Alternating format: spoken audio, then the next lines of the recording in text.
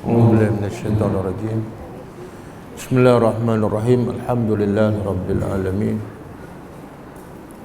نحمده ونستعينه ونستغفره ونعوذ بالله من شرور أنفسنا ومن سيئات أعمالنا. من يهده الله فلا مضل له ومن يضلل فلا هادي له. أشهد أن لا إله إلا الله وحده لا شريك له وأشهد أن محمدا عبده ورسوله. سبحانك لا علم لنا إلا ما علمتنا إنك أنت العليم الحكيم. اللهم علمنا ما ينفعنا وانفعنا بما علمتنا وزدنا علما. اللهم آت أنفسنا تقواها وزكها أنت خير من زكاها أنت وليها ومولاها. رب يسر ولا تؤسر، رب تمم بالخير. أما بعد.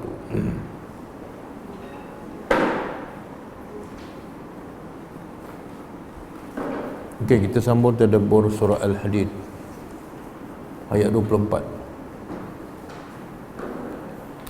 Sebelum ayat 24, apa antara pengajaran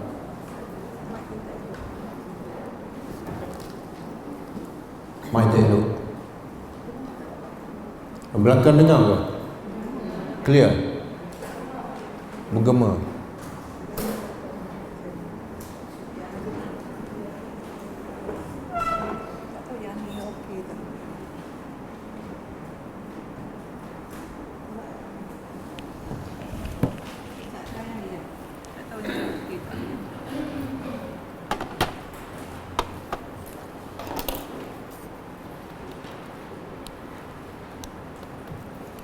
Bismillahirrahmanirrahim.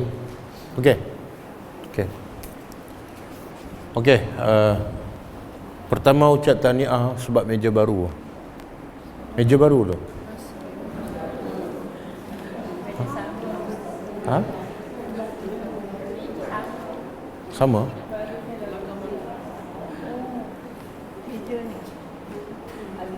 Okey. Meja lama. Tak yang belakang. Yang belakang meja baru. Jadi bila dah meja baru tu, bersyukurlah pada Allah. Jangan tidur.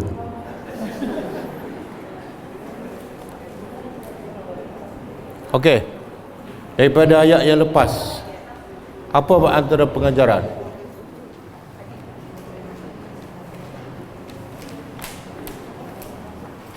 Kalau ayat 21 Allah kata, bersegeralah, berlombalah untuk mendapat keampunan Allah dan bersegeralah kepada syurga seluas langit dan bumi. Apa pengajarannya?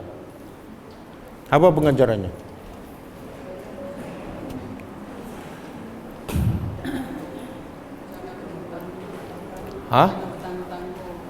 Jangan tangguh-tangguh. Kenapa jangan tangguh-tangguh?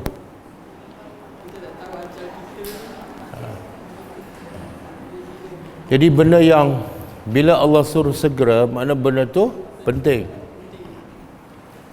Tapi kebanyakan orang dia salah faham. Yang pentingnya ialah sebenarnya tak penting. Yang penting yang manusia faham sebenarnya tak penting. Apa dia? Segera makan, segera tidur. Tapi yang lebih penting daripada itu ialah segera bertaubat kepada Allah. Sebab ada orang tak ada makan tapi dia bertaubat pada Allah, dia mati, masuk syurga. Ada orang segera makan tapi lepas makan dia kufur kepada Allah, masa tu dia mati, masuk neraka. Jadi yang penting ialah bertaubat kepada Allah. Sebab itu Nabi sallallahu alaihi wasallam bila berjaya membuka kota Mekah, Allah suruh Nabi lepas berjaya buka kota Mekah, dan Nabi buka kota Mekah bukan untuk dirinya, bukan untuk keluarganya, tapi untuk Islam. Itu pun selepas itu Allah suruh apa? Allah suruh Nabi istighfar. Fasabbih bihamdi rabbika bila dibuka kota Mekah, bila Islam menang, segeralah bertaubat kepada Allah. Menunjukkan bertaubat ataupun istighfar sangat perlu disegerakan bila-bila masa, walaupun kita telah buat benda yang betul. Buka kota Mekah betul, pergi berperang dan mengalahkan orang musyriki di Mekah, benda yang baik, itu pun kena istighfar. Apatah lagi kalau kita buat dosa, maka lagi patut kita segera bertaubat. Yang kedua, segera bertaubat. Kenapa? Sebab selepas bertaubat akan dapat apa? Tak, selepas bertaubat ialah lepas dapat keampunan dapat apa? Dapat syurga. Jadi kenapa nak lambatkan? Kalau selepas bertaubat dapat syurga. Bila kita lambat bertaubat, lambatlah dapat syurga. Okey, itu ayat 21. Ayat 22. Kenapa saya tanya soalan? Kenapa Allah bagi musibah kepada manusia? Apa tujuannya? Untuk menguji dan kenapa Allah catatkan ujian tu ataupun musibah sebelum Allah cipta langit dan bumi 50,000 tahun? Kenapa Allah catat awal? Supaya bila kita tahu benda tu Allah dah catat, dan bila dicatat pasti akan berlaku, maka kita akan terima dengan redha dan tenang. Sebab sedih ke tak sedih ke, benda pasti akan berlaku. Dan bila kita dapat nikmat pun, yang tadi dapat musibah tak sedih, bila dapat nikmat jangan sombong. Sebab kamu dapat ke tak dapat, memang Allah nak bagi. Kemudian Allah nak bagi pun untuk tujuan menguji. Bila tujuan untuk menguji, jangan sombong. Tapi sebaliknya kena takut dan berhati-hati, sebab kamu sedang diuji oleh Allah. Dan bila Allah bagi nikmat, Allah nak mengujikan sama ada dia bersyukur ataupun dia sombong. Dan Allah bagi tahu di hujung ayat 23, Allah tidak suka orang yang sombong dan bangga diri. Apa beza fakhur dengan mukhtal? Fakhur, kalau mukhtal apa dia? Mukhtalun. Hujung ayat 23. Contoh?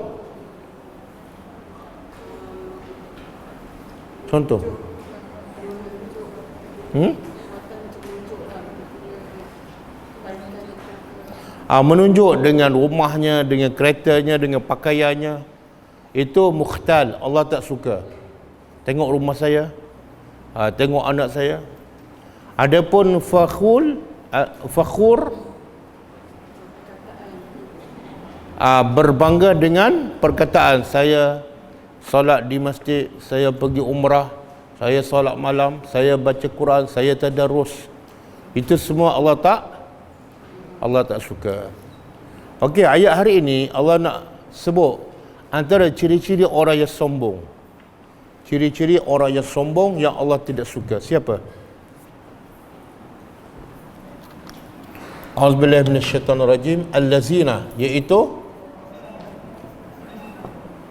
orang-orang yang yabkhuluna. Mereka yabkhuluna daripada bakhila.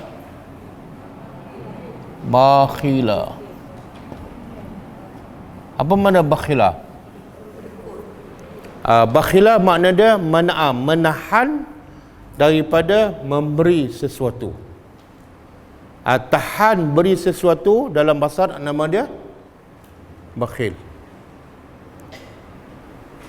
Okey.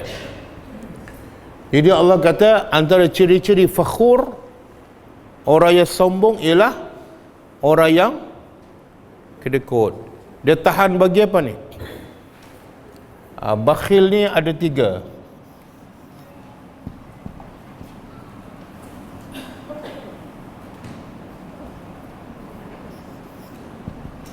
Bakhilun orang yang bakhil. 1, mal. Yang kedua, jahun. Yang ketiga, ilmun. Jadi orang yang kedekut ada 3 jenis kedekut. Satu, kedekut harta. Yang kedua, kedekut pangkat. Yang ketiga, kedekut ilmu.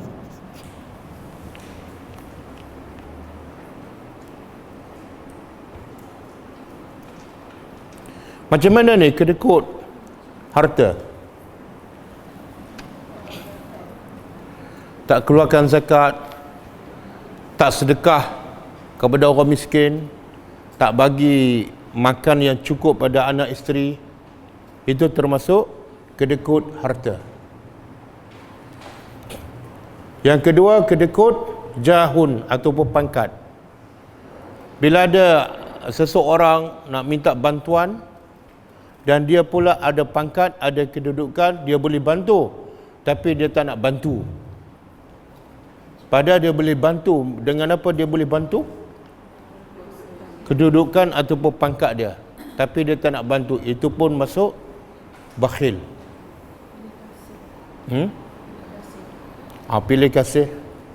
Yang ketiga, ini ramai orang tak perasan ni, iaitu bakhil dengan ilmu. Ini ramai orang tak perasan. Bila orang tanya, dia tak jawab. Ataupun bila dia tahu orang tu tak ada ilmu, dia tak bagi ilmu tu. Itu pun dipanggil bakhil. Kita kedekut tak harta? Kedekut tak harta? Susah nak jawab. Kedekut lah tu kan. Kedekut tak ilmu? Pangkat tak ada kan? Kita tak ada pangkat. Kedekut tak ilmu? Kedekut tak ilmu? Kedekut kan? Dah berapa tahun belajar? Berapa tahun kita belajar? Berapa banyak ilmu kita belajar? Berapa banyak yang kita bagi pada orang? Sikit kan? Ataupun tak ada? Itu kedekut ilmu. Bila kedekut ilmu, dia termasuk ni, haji bakhil. Termasuk haji bakhil yang Allah la yuhibbu, Allah tak suka. Boleh? Jadi antara tiga-tiga ni yang mana lebih penting? Pangkat, harta, ilmu. Ilmu yang paling penting. Dan ilmu sebenar tak perlukan duit, tak perlukan kos, betul? Tapi itu pun kita kedekut nak bagi. Sebab apa? Apa dia?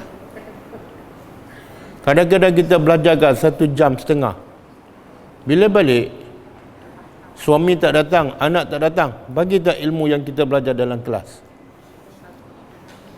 Bagi. Bagi berapa minit?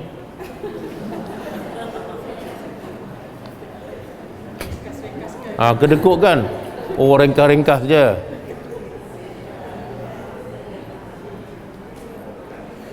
Itu pun kadang-kadang kalau orang tanya kan? Kalau orang tanya. Kalau orang tak tanya, itu termasuk kedekut. Jadi kita mana lebih banyak? Kedekut ilmu ke kedekut duit? Tak sama banyak. Sebenarnya sama banyak. Duit kita pun banyak tapi bagi sikit. Okey? Allah mencela orang yang kedekut. Yabkhaluna. Mereka kedekut. Wa ya'muruna, dan lagi parah, wa ya'muruna, dan mereka menyuruh annas, manusia, bil bukhli, dengan kebakhilan.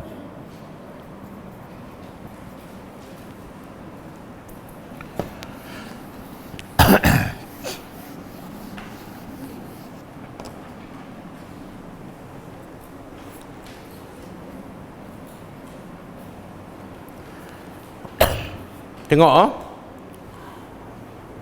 pertama, dia kedekut dah rusak dah. Yang kedua, dia suruh orang pula kedekut seperti dia. Jadi dia rusak dan dia juga merusakkan orang. Faham? Dua kali kerusakan. Contohlah orang nak sedekahkan. Dia kata apa? Tak payah bagilah. Pandai-pandailah orang miskin tu cari makan. Faham? Jadi dia buat dua kesalahan, dua kerusakan. Pertama, dia tak bagi. Yang kedua, dia tak mendorong orang untuk bagi. Ataupun ilmu, saya nak mengajar, orang suruh saya mengajar. Ada kawan saya kata, ustaz cukup-cukup lah tu. Kan? Orang macam ni, dia buat dua kesalahan. Pertama, dia tak mengajar. Yang kedua, dia menyuruh orang supaya jangan mengajar juga. Faham? Dua dosa tu, dua kerusakan. Kadang-kadang kita bukan cakap pada ustaz, pada suami kita. Suami kita mengajar, kita kata apa? Bang, cukup-cukup lah tu. Mengajar buat apa banyak-banyak, orang bukan nak dengar pun. Faham? Mana isteri tu buat dua kesalahan. Dahlah dia ada ilmu, dia tak sampaikan, dia halang pula isteri dia, suami dia menyampaikan. Benda ni berlaku tapi kita tak sedar. Betul? Okey? Apa dia? Kalau isteri, kalau suami sekat isteri mengajar. Tak, kalau isteri mengajar kepada orang perempuan saja dan tak menimbulkan fitnah, suami tak patut sekat lah. Tapi kalau isteri itu mengajar sampai musafir jauh sorang-sorang, kemudian mengajar pula orang lelaki saja, suami ada hak menyekat. Dan bila suami sekat, itu bukan kedekut. Itu mencegah kemungkaran. Boleh? Okey. Apa kesan orang kedekut ni? Apa kesan orang kedekut? Kalau saya tanyalah, bila pemurah, apa kesannya? Bila kedekut, apa kesannya? Ada kesan tak? Okey. Apa kesannya?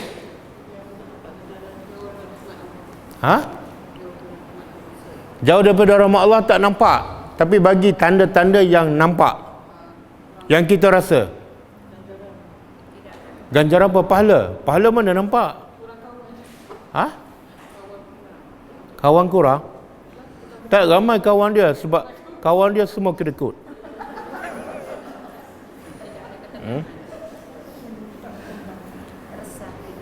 Apa dia?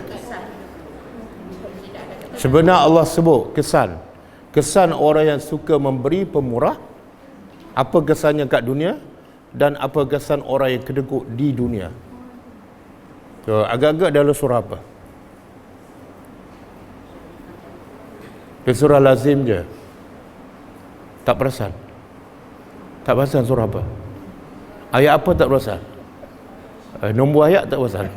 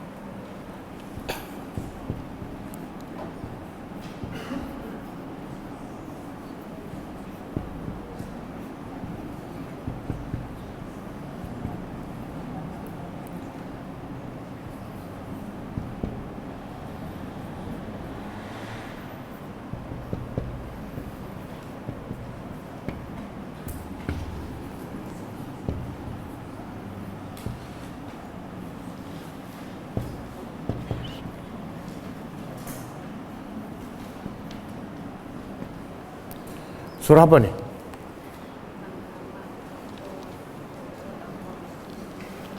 Surah Humazah ke surah Quraisy? Ha? Surah apa ni?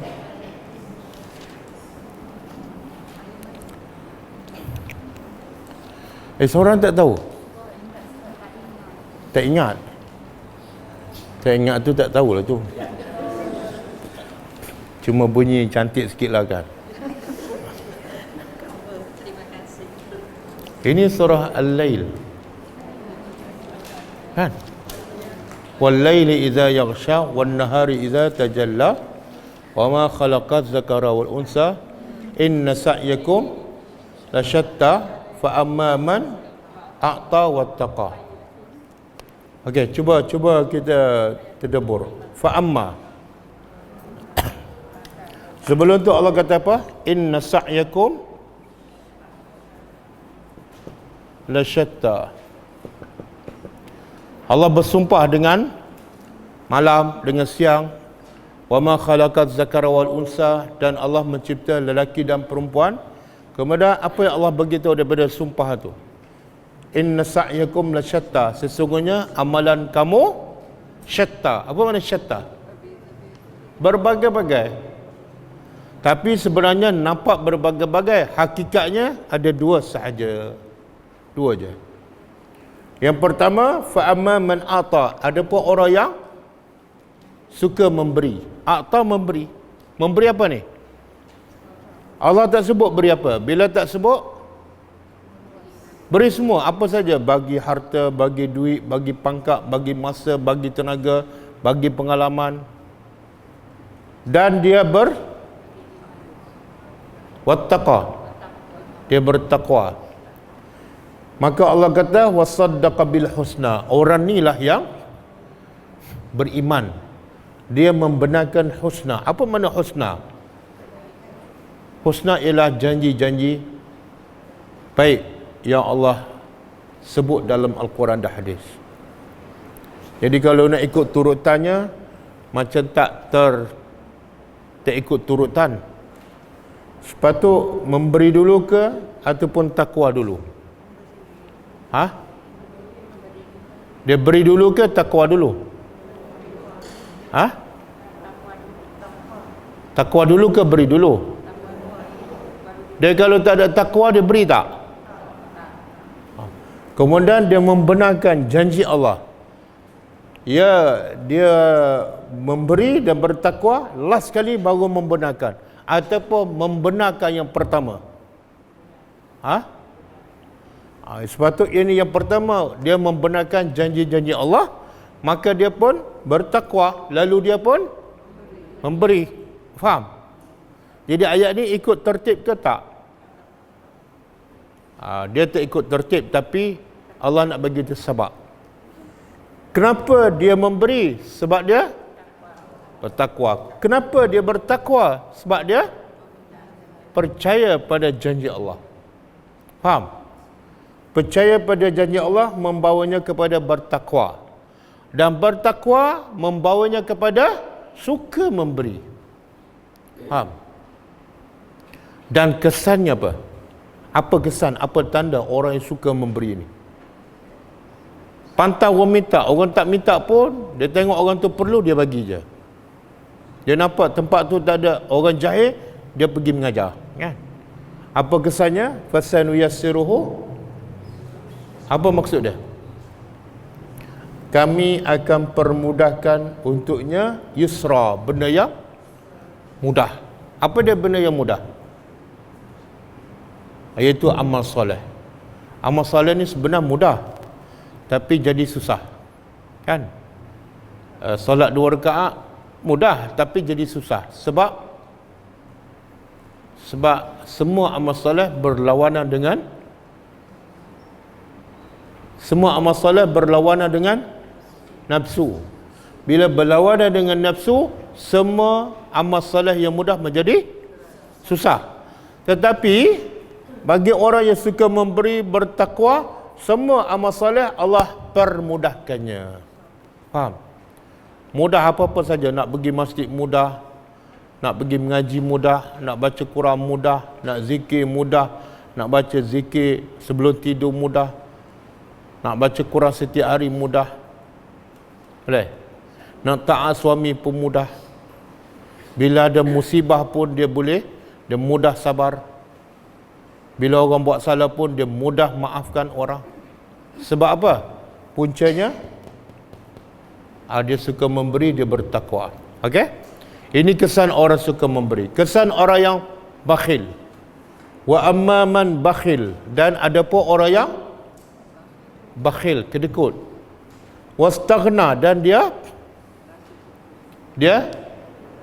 istaghna. Kenapa dia kedekut? Sebabnya samalah. Kenapa dia memberi? Sebab takwa. Di sini kenapa dia kedekut? Sebab dia apa makna istaghna? Istaghna, dia rasa dia kaya. Dia rasa serba cukup. Dia nampak orang yang suka memberi ni orang yang tak cukup. Kenapa? Dia tak cukup pahala. Aku dah cukup. Jadi aku tak perlu memberi. Faham? Dan puncanya apa? Wa kazzaba bil husna, sebab dia mendustakan semua janji-janji yang baik. Kesan orang kedekut apa? Fasanu yassiruhu lil usra. Kami permudahkannya untuk buat benda yang usra tu sebenarnya benda maksiat, benda yang tak baik. Benda yang jahat ni sebenarnya susah tak nak buat. Benda baik dengan benda yang jahat, mana lebih susah nak buat? Jahat kan? Betul? Tapi ramai orang buat yang jahat ke yang baik?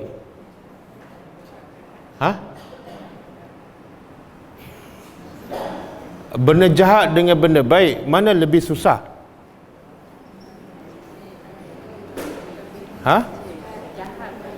Benda yang jahat dengan benda yang baik, mana lebih susah? Jahat kan? Contoh, nak mencuri, susah tak? Susah. Nak mengumpat, susah tak? Dia kalau mengumpat dengan berzikir, mana lebih mudah? Mana lebih mudah? Berzikir kan? Tapi yang mudah keluar yang mana? Pasal apa? Mengumpat dengan zikir, mana lebih pendek? Zikir, subhanallah, zikir kan? Tapi mengumpat boleh tak? Dia, boleh? Tak jadi mengumpat. Jadi mengumpat kena ada ayat panjang kan? Jadi mengumpat lebih susah.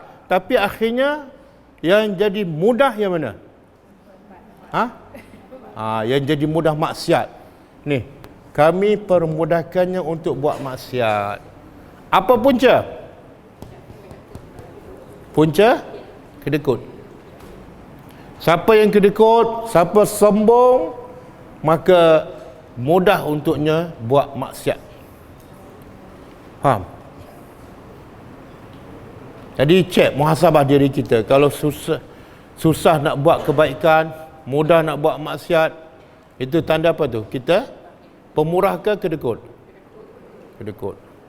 Tapi kalau kita mudah buat kebaikan dan susah sangat buat maksiat, orang mengopak terus kita bangun, itu tanda kita suka memberi. Boleh faham? Jadi daripada ayat ni juga Allah nak bagi tahu apa ni? Daripada dua ayat ni, manusia ni ada dua jenis. Pertama, dia bekerja untuk memberi. Pertama, dia bekerja untuk memberi.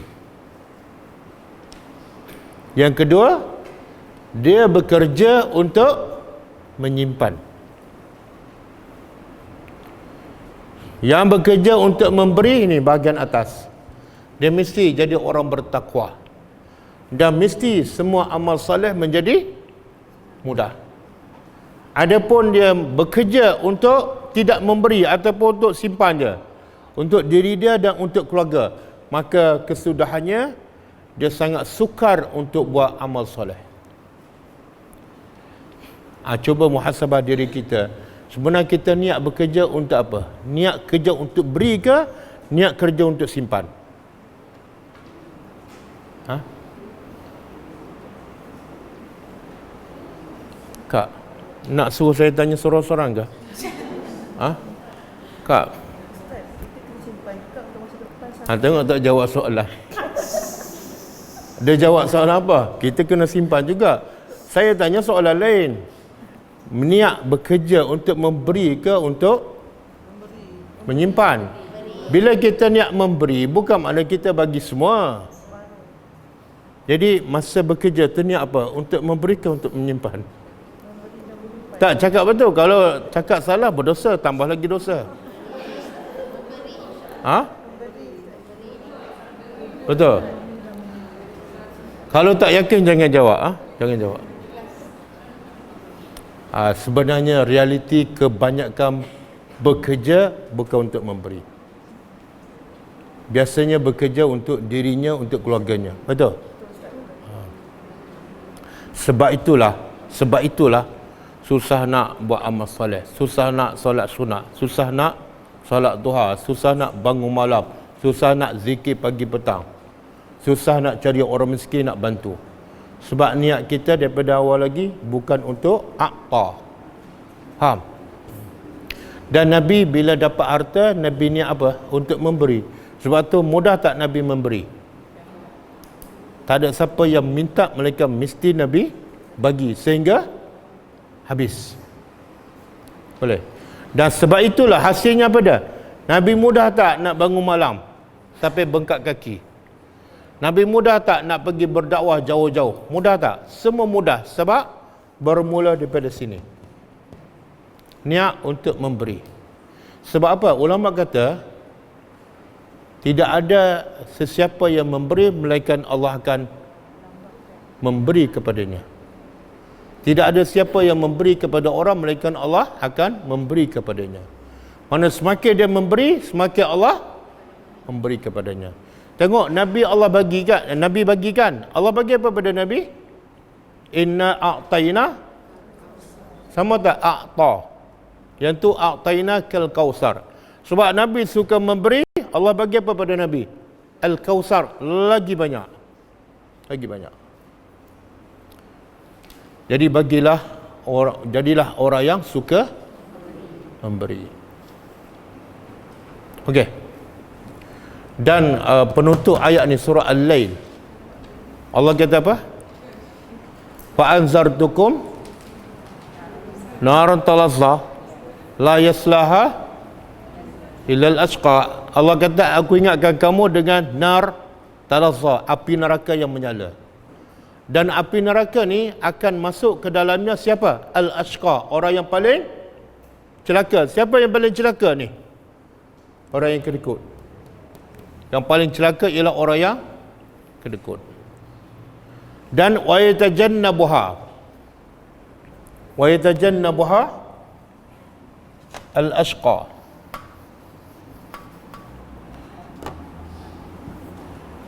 Wa yatajannabuha al-atqa allazi, tak hafal ke? Yu'ti malahu yatazakka. Tengok. Allah kata yang akan masuk neraka talazza yang menyala, orang paling celaka. Okey, yang selamat pula daripada neraka siapa? Al-atqa, orang yang paling. Siapa ciri-ciri utama orang paling bertakwa? Kalau saya tanya, ciri-ciri utama orang paling bertakwa. A, solat malam. B, pergi umrah setiap tahun. C, selalu pergi jemaah di masjid. D, selalu salat witir dan salat duha. Yang mana? Ciri-ciri orang paling bertakwa yang paling menonjol. Yang mana? Apa dah? Salat malam. Salah. Apa dah? Apa dah? Salat Jumaat. Salah. Apa dah? Salat witir dan duha salah. Ha? Umrah salah. Semua jawapan saya bagi salah. Subhanallah. Tengok kan? Allah dah sebut ciri-ciri orang paling bertakwa yang paling utama, yang paling besar, bukan salat malam, bukan umrah, bukan pergi masjid. Tengok ni. Orang paling bertakwa ialah allazi yu'ti malahu. Orang yang suka memberi hartanya. Oh, faham tak? Kenapa Allah kata orang paling bertakwa ialah orang yang suka memberi hartanya? Sebab benda yang paling manusia sayang ialah harta. Dia pergi umrah, dia bagi harta pada orang ke bagi harta pada dia? Itu tak bukan benda besar. Bukan benda besar. Dia pergi umrah untuk diri dia. Dia pergi masjid untuk siapa? Untuk diri dia. Dia bangun malam untuk siapa? Untuk diri dia. Yang paling susah nak bagi untuk orang. Betul? Sebab tu Allah kata yang paling bertakwa ialah memberi hartanya. Dan dibagi harta pula apa tujuan?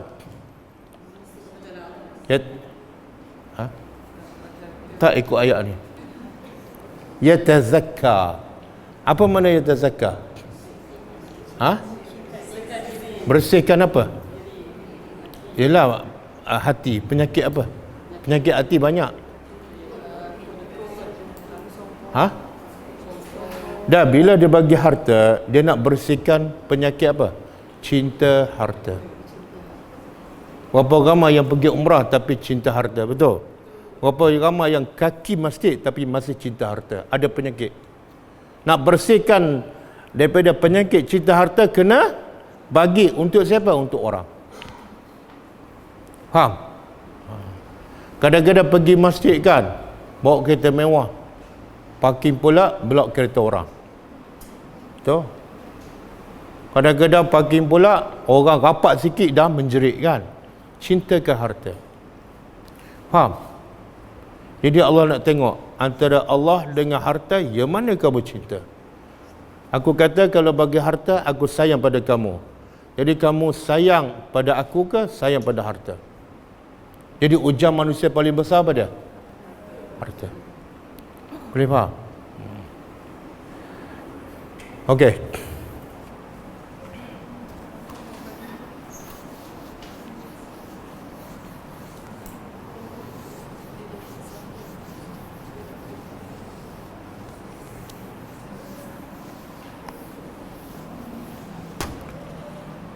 Okey, kemudian Allah kata apa? Wa man yatawalla.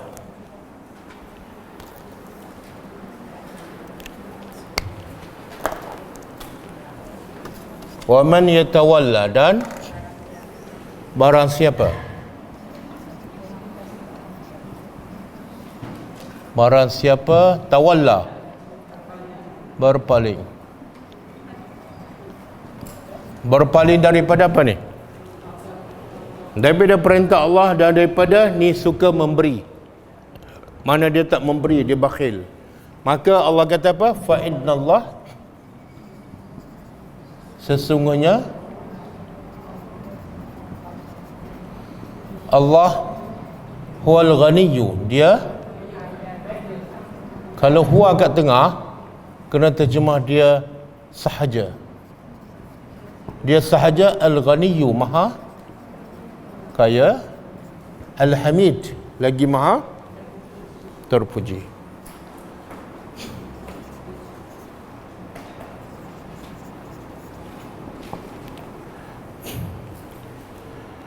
Okey.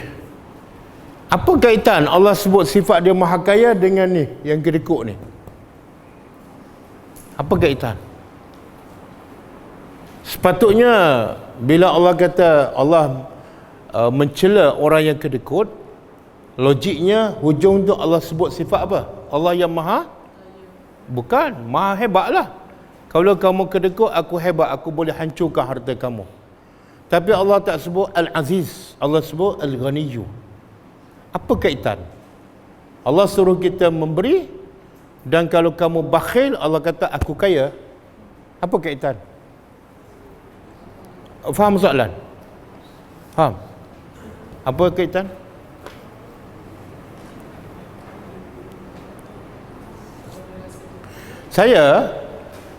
Kalau saya suruh sedekah, asyik suruh sedekah aja, biasanya orang anggap saya ni apa dah?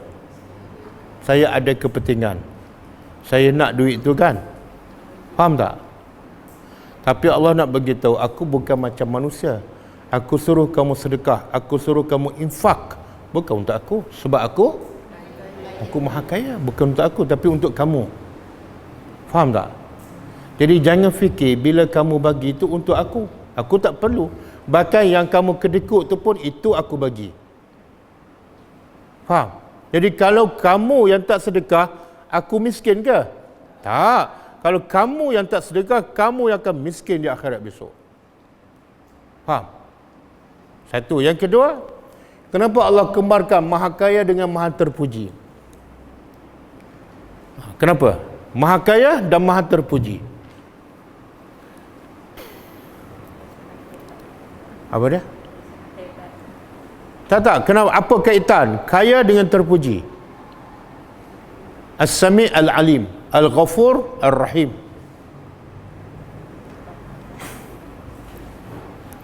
Okey. Cuba fikir sikit.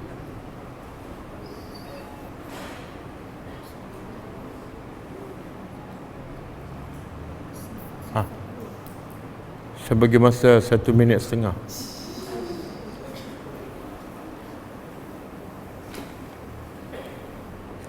Tak ada jawapan. Tak ada jawapan ke tak fikir langsung? Tak tahu. Okey. Allah sebut dia maha kaya, lepas tu terus Allah sebut dia maha terpuji sebab Allah nak bezakan dia dengan manusia. Bila manusia kaya, biasanya orang puji ke orang cela? Ni manusia mana ni? Tak, manusia bila kaya, orang ramai puji ke orang cela dia? Semua tak faham lah. Kebiasaannya kalau orang kaya, kebiasaannya orang-orang miskin puji ke cela dia? Sebab apa? Sebab biasa kalau manusia kaya, dia sombong, dia kedekut. Bila sombong kedekut, orang cela, orang tak puji. Kebiasaannya. Dalilnya apa dah? Apa dia dalilnya? Kalla innal insana la yatgha. Manusia biasanya melampau bila ar-ra'ahu, bila dia rasa diri dia kaya. Berapa ramai orang kaya tak pergi masjid, berapa ramai orang kaya tak jumpa orang miskin, berapa ramai orang kaya tak boleh duduk dengan orang miskin, berapa ramai orang kaya tak senyum pada orang miskin. Betul? Jadi Allah nak beritahu, aku kaya tapi tak macam kamu. Aku kaya tapi aku terpuji. Kenapa? Aku bagi semua. Musuh aku pun aku bagi. Allah bagi tak kekayaannya kepada orang kafir? Bagi. Boleh? Jadi mana yang kita nak? Orang kaya yang tercela, yang kedekut dengan orang kaya yang pemurah dan terpuji. Yang mana kita nak? Terpuji. Betul? Betul? Kalau nak orang kaya yang kaya dan terpuji, apa patut kita buat? Bagilah harta kita, sebab siapa yang suruh bagi? Orang kaya yang terpuji. Kalau kita bagi 1,000, agak-agak orang kaya yang terpuji itu bagi berapa ganti? Mana ada 7,000? Kalau kita bagi 1,000, dia bagi berapa? Kali 700. 700,000 kan? Jadi kenapa nak simpan di bank rakyat kan? Bank rakyat bukan yang maha kaya lagi maha terpuji, tapi dia maha kaya lagi maha lambat bayar aja boleh. Allah nak bagi motivasi pada diri. Kalau kamu nak buat baik, buat baiklah kepada yang maha kaya. Sebab tu dalam satu hadis Nabi kata, kalau semua manusia daripada awal Nabi Adam sampai manusia yang terakhir berlaku kiamat, semua tu menjadi jahat, semuanya lawan aku, sikit pun tak kurang kekayaan aku. Faham? Semuanya buat rusak di atas muka bumi, sikit pun tak mengurangkan kekayaan aku. Boleh? Okey, kemudian laqad arsalna, pasti sesungguhnya, arsalna, kami telah utuskan, rusulana, rasul-rasul kami, bil bayyinat, dengan keterangan.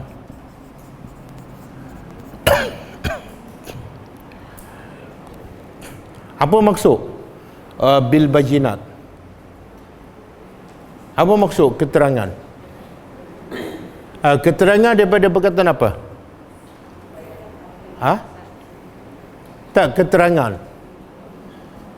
Keterangan daripada perkataan terang. Apa makna terang? Jelas. Apa makna jelas? Tak kelabu lah,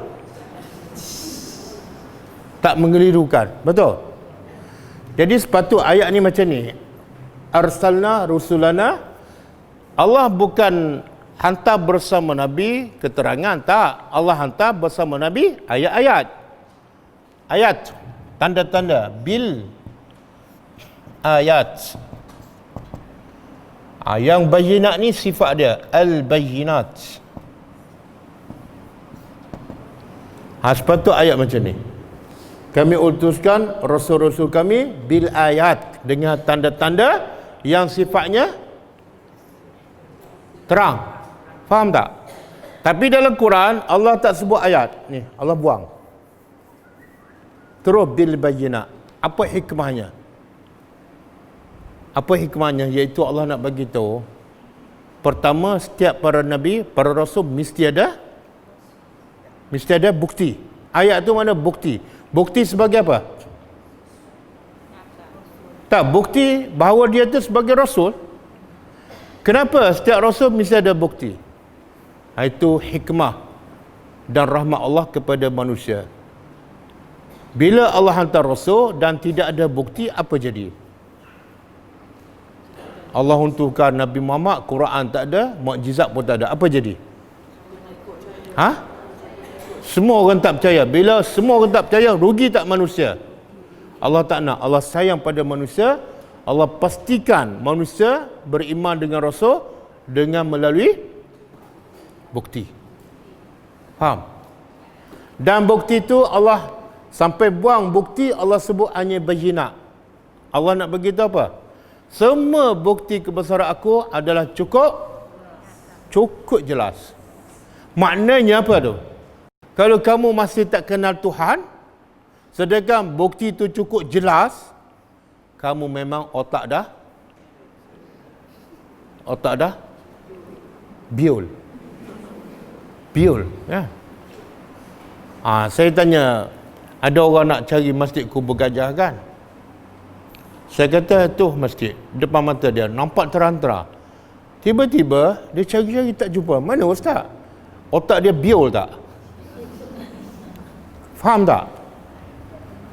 Samalah bukti Allah tu ada, sama ada melalui ayat Al-Quran ke, mukjizat ke, cukup jelas. Kalau siapa masih belum kenal Allah, mana otak dia memang dah rusak, dah jam dah. Faham? Sebab tu Allah sifatkan orang yang ingkar perintah Allah, Allah sifatkan apa? Apa dia? Sayaqulu sufaha, akan berkata orang-orang yang bodoh. Apa dia? Kenapa Allah tukar kiblat daripada Baitul Maqdis ke Kaabah? Kenapa Allah tukar? Allah kata orang yang pertikaian ni adalah orang yang bodoh. Sebab apa? Sebab kalau kamu percaya pada Allah dan Allah tu pemilik timur dan barat, maka hak Allah nak tukar kiblat ke mana saja dia nak. Sebab hak dia. Tiba-tiba kamu pertikaian, bodoh tak? Bodoh lah. Bolehkah? Dan Nabi sebut, Allah sebut dalam Quran, wa may yaqrabu am millati Ibrahim illa man safiha nafsah. Tidak ada yang condong daripada agama Ibrahim melainkan orang yang memperbodohkan dirinya. Dan juga jin kata apa?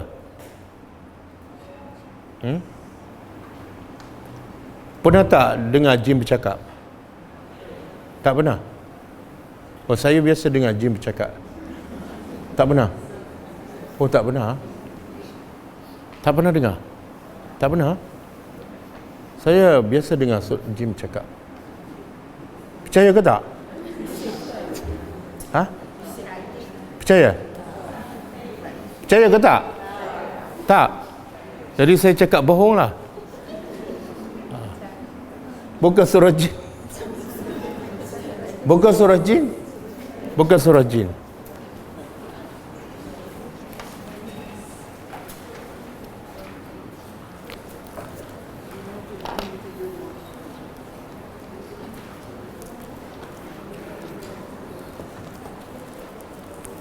Surah 72 kan?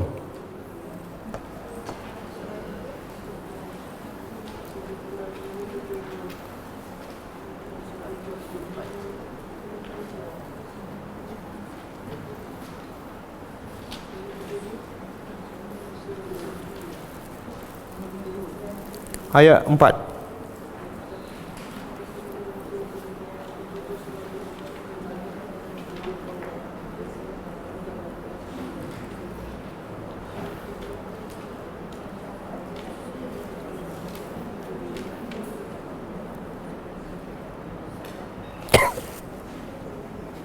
Ada.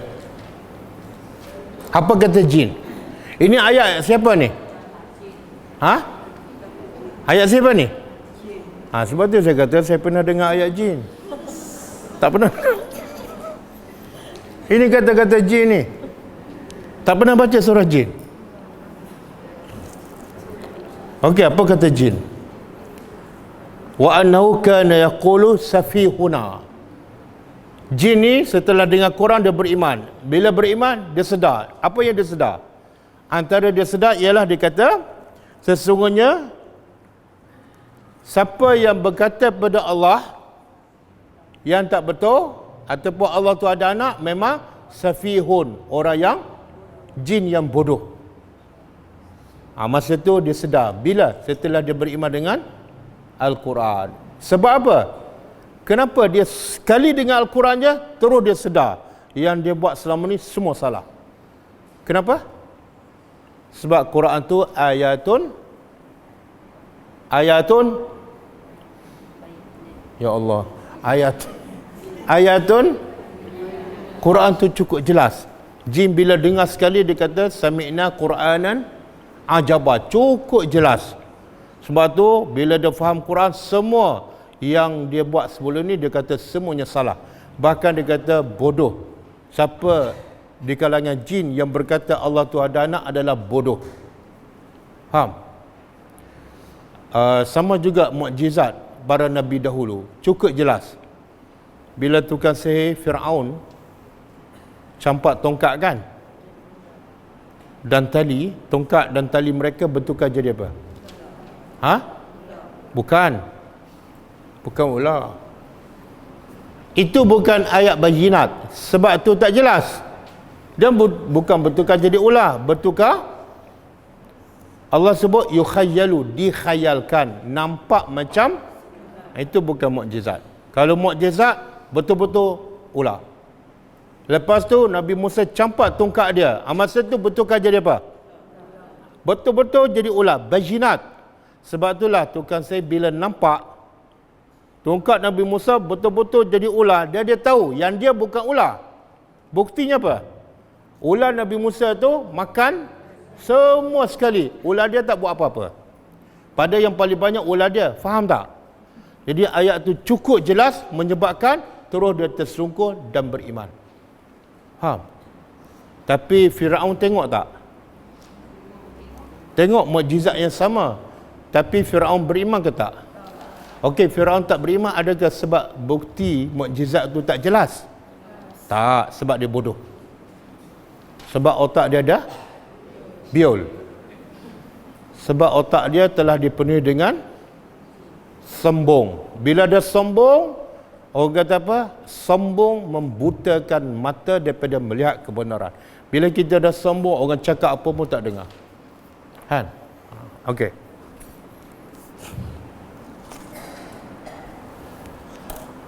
Kemudian Allah kata apa? Kami utuskan rasul-rasul dengan bukti-bukti yang jelas. Wa anzalna, dan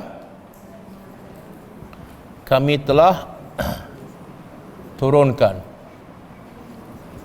ma'ahum, bersama mereka, Alkitab. Kitab apa ni? Kitab apa ni?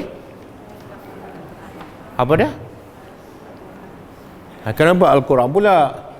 Kami utuskan rasul-rasul dengan keterangan yang jelas, dan kami turunkan bersama mereka kitab. Jadi kitab apa? Kitab masing-masing lah. Jadi semua para rasul ada kitab masing-masing tak? Ada. Berapa banyak? Tak banyak. Bukan 4 je.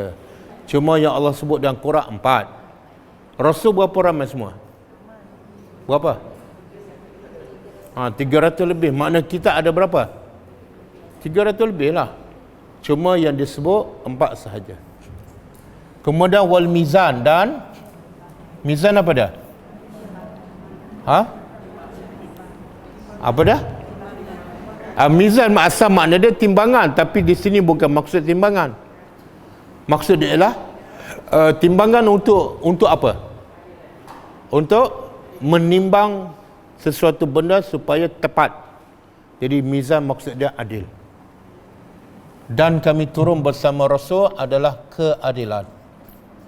Maknanya apa saja hukum Allah semuanya berdasarkan keadilan. Kalau yang zalim tu bukan hukum Allah.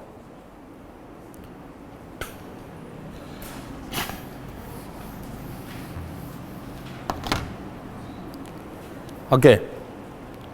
Untuk apa? Liyaquma. Untuk keadilan tu untuk apa? Untuk liyaquma, manusia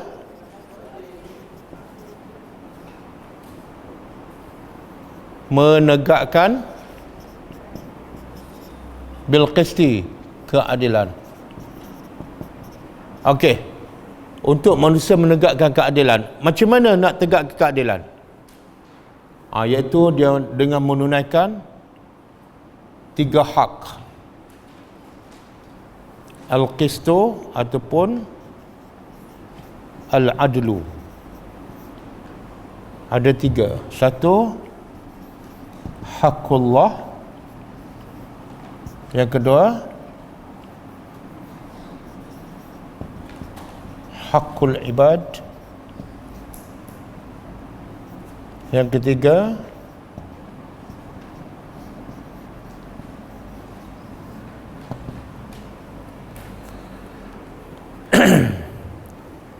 okey, hakullah apa dia? Hak Allah kepada manusia apa dia? Hak Allah ke atas kita apa dia?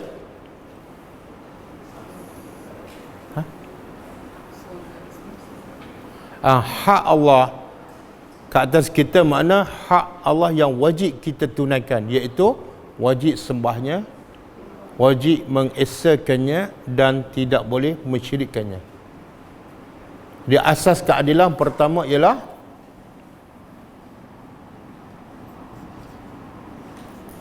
tauhid dan sembah Allah.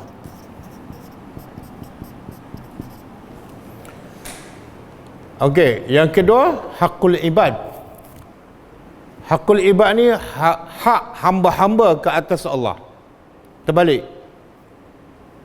Hak manusia ke atas Allah apa dia?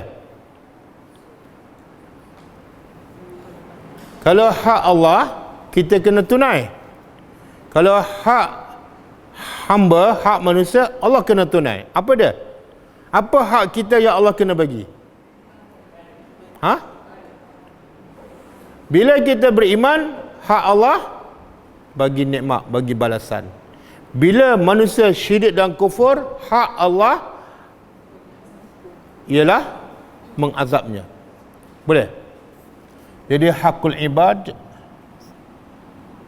Allah mengazab siapa yang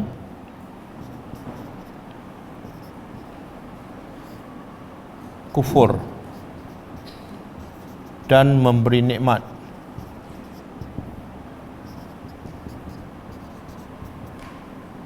siapa yang beriman.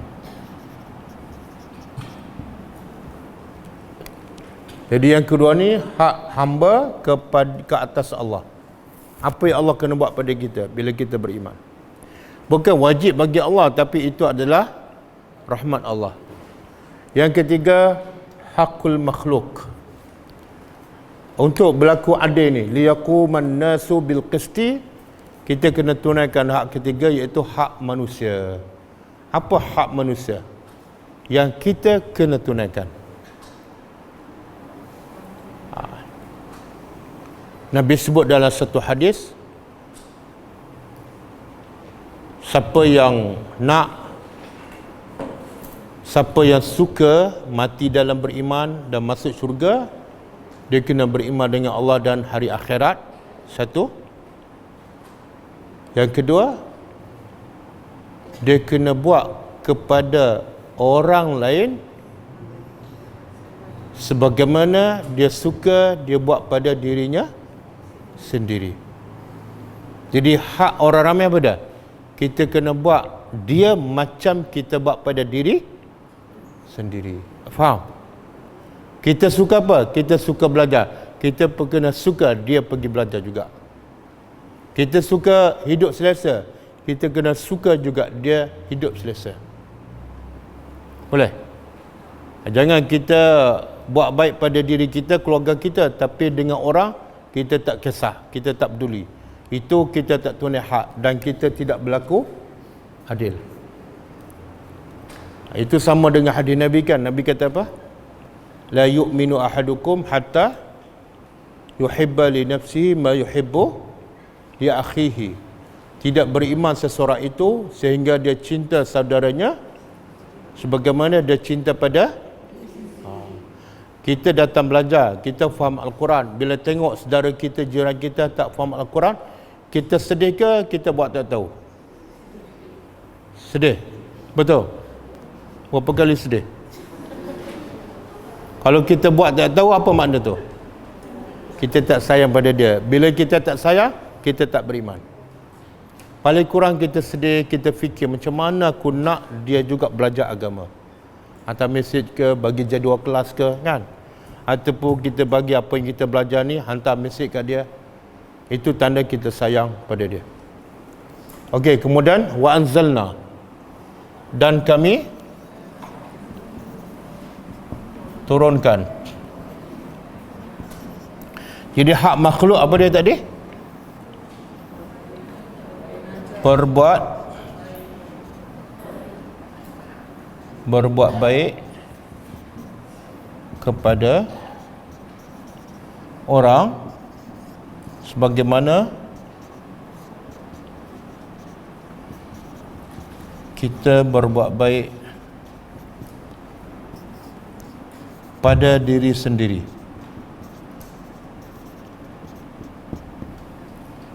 Okey. Kemudian Allah kata wa anzalna, kami telah turunkan al-hadid. Kita surah apa ni? Baru jumpa al-hadid. Al-hadid apa makna? Besi. Kami telah turunkan al-hadid. besi. Dan padanya, pada besi itu ada apa? Ba'sun. Apa ba'sun? Dia terjemah apa? Kekuatan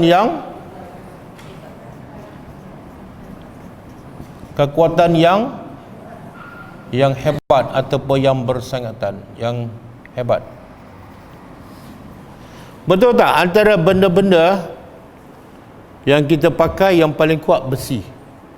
Betul, kayu ke plastik ke besi, yang mana paling kuat? Sebab itulah kerusi yang cepat patah, kerusi apa? Kayu, bukan plastik. Plastik kan? Plastik.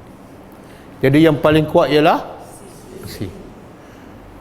Okey, kami turunkan besi yang padanya ada kekuatan yang hebat. Dan Zulkarnain bila nak buat tembok untuk selamatkan kaum daripada Ya'juj dan Ma'juj, dia buat tembok daripada kayu ke plastik? Besi. Dan berapa lama bertahan? Beribu-ribu. Daripada zaman Zulkarnain sampai sekarang ada lagi tak besi tu? Tembok tu ada lagi? Di mana?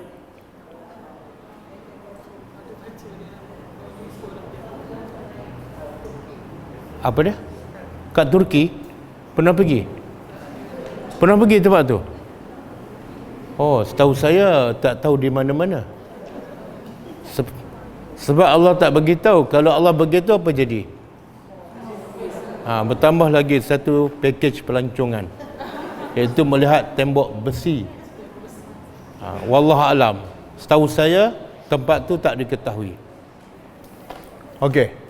Dan dalam besi itu selain pada kekuatan, dia ada apa? Wa manafi' dan manfaat.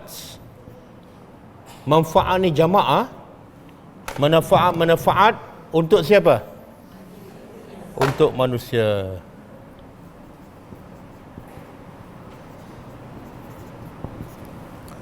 Tengok Allah kata, kami turunkan besi, kemudian Allah sebut faedah paling besar besi apa dah? Ni, ba'sun syadid. Kemudian ada faedah-faedah lain lagi yang banyak untuk manusia. Saya nak tanya, apa maksud faedah yang paling utama ialah kekuatan yang hebat? Apa dia? Apa faedah besar daripada besi? Dan apa kaitan dengan cerita sebelum ni? Kami utuskan rasul, kami turunkan kitab, tiba-tiba kami turunkan besi. Apa kaitan besi dengan kitab?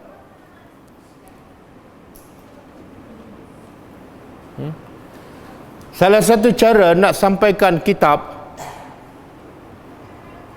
kepada manusia dengan cara berdakwah.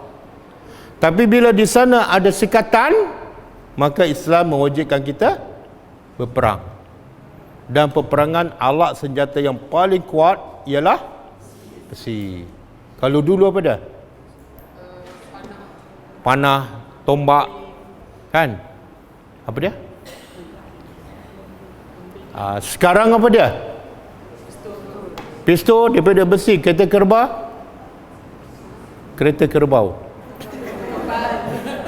Kereta kebal. Daripada besi. Jet pejuang daripada besi. Ada tak jet pejuang daripada plastik? Ada kereta kerbau daripada kereta kebal, daripada kayu. Semua besi. Baju kalis peluru daripada besi. Jadi kaitan besi dengan kitab apa dia? Salah satu cara nak sebarkan Islam bila ada halangan, berperang. Dan alat senjata yang paling kuat ialah besi. Bahkan peluru pun daripada besi. Subhanallah. Apa dia? Ya, ya. Ya. Kalau kita baca terjemahan, kita tak faham apa kaitan ni. Kitab, ayat bayinat, lepas tu besi. Itulah tadabbur. Itulah tadabbur.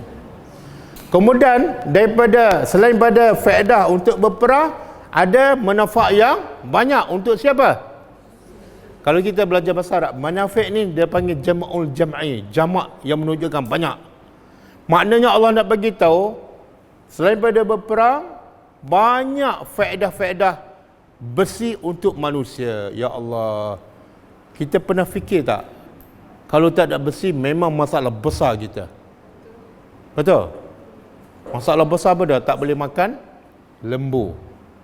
Sebab apa? Tak boleh sembelih. Sebab nak sembelih mesti dengan boleh tak sembelih dengan pisau plastik? Tak boleh. Betul tak? Kalau tak ada besi, kita tak boleh sembelih. Bila tak boleh sembelih, ayam tak boleh makan, kambing tak boleh, lembu tak boleh. Makan apa? Ikan je. Kalau tak ada besi, boleh potong sayur? Tak boleh. Boleh nak tanam tumbuh-tumbuhan, kalau tak ada besi, cangkul kan? Subhanallah. Perasan tak? Kalau tak ada besi, boleh tak potong kuku? Tak boleh. Kalau tak ada besi, boleh tak buat berus gigi? Tak boleh. Nak buka kilang berus gigi mesti ada besi. Faham tak? Semua dengan besi, semua dengan besi. Nak buat rumah, kalau tak ada besi boleh tak? Tak boleh. Paling-paling kurang besi paku. Betul? Subhanallah. Allah kata besi itu banyak manfaat untuk manusia.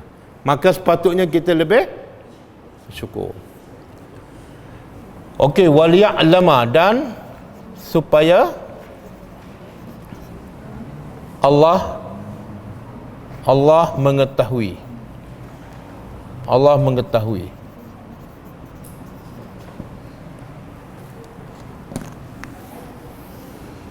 Man yang suruh, siapa yang menolongnya. Menolong siapa ni? Menolongnya ni, nya ni balik pada Allah. Tapi sebenar Allah perlu tak pertolongan? Bila menolong Allah, apa maksud dia? Menolong agama Allah. Menolong agama Allah. Jadi bil ghaib, ketika apa maksud ketika ghaib? Kita tolong agama Allah dalam keadaan kita nampak tak Allah, tapi kita tolong sebab apa? Sebab yakin walaupun Allah tak nampak. Sebab itulah sifat orang beriman yang pertama bukan solat, bukan puasa, bukan haji, bukan salat malam, tetapi yu'minuna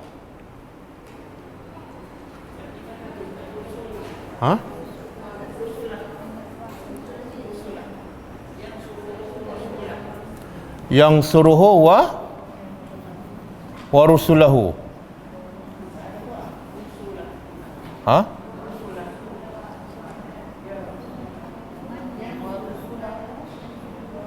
Wa rusulahu, kemudian bil ghaib.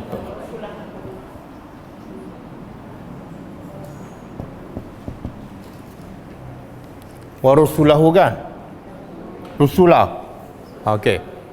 Supaya apa? Supaya Allah tahu siapa yang benar-benar nak tolong agamanya dan nak menolong para rasul. Apa yang Allah nak tengok daripada apa ni? Allah turun rasul, Allah turun bayinat, Allah turun kitab, dan Allah turun besi. Semua tu untuk apa? Allah nak tengok siapa yang betul-betul membantu agama Allah. Faham? Dan siapa yang betul-betul membantu rasulnya bil ghaib, ketika dalam keadaan dia tak nampak Allah tapi dia bantu juga agama Allah. Sebab biasa kita bantu ni orang yang nampak kan. Kalau orang kaya, orang miskin tak nampak, kita bantu tak? Tak bantulah. Tapi Allah tak nampak, kita bantu juga. Menunjukkan apa? Kita beriman kepada Allah yang tak nampak. Dan innallah, sesungguhnya, dan para rasulnya bil ghaib, ketika dia ghaib ataupun Allah tak nampak. Innallah, sesungguhnya Allah qawiyyun, maha Maha kuat. Azizun, Maha perkasa.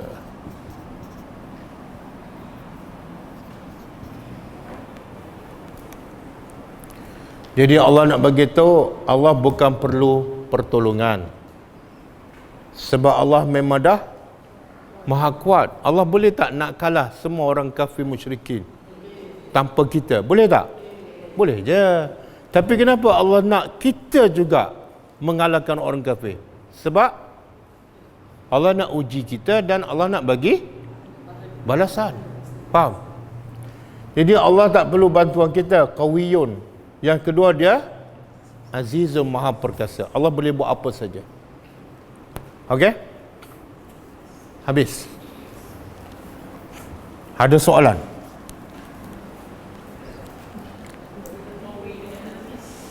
Ha? Apa beza? Qawiyun, Maha kuat. Tapi dia tak menunjukkan Allah boleh buat apa saja bila-bila masa dan tak dihalang oleh sesiapa. Itu qawiyun. Tapi kalau aziz, Allah boleh buat apa-apa saja tanpa dihalang oleh sesiapa dan Allah tak perlu apa yang dia buat. Itu azizun. Mana azizun lagi menunjukkan kehebatan Allah dibanding dengan qawiyun. Contoh, saya bagi contoh. Dia tu kuat, tapi bila datang perompak dia cabut lari. Faham tak? Dia qawiyun saja tapi tidak aziz. Tapi kalau dia qawiyun aziz, dia kuat, datang perompak dia tiup je, fuf, perompak tu cabut lari. Itu qawiyun dan azizun. Okey, ada soalan? Tak ada.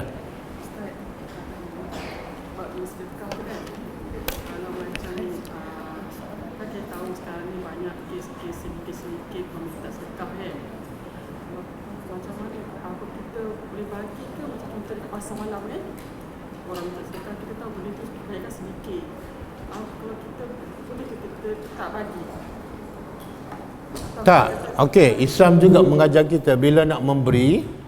Dalam surah Al-Baqarah Allah kata, bila memberi, berilah pertama kepada orang yang tak mampu.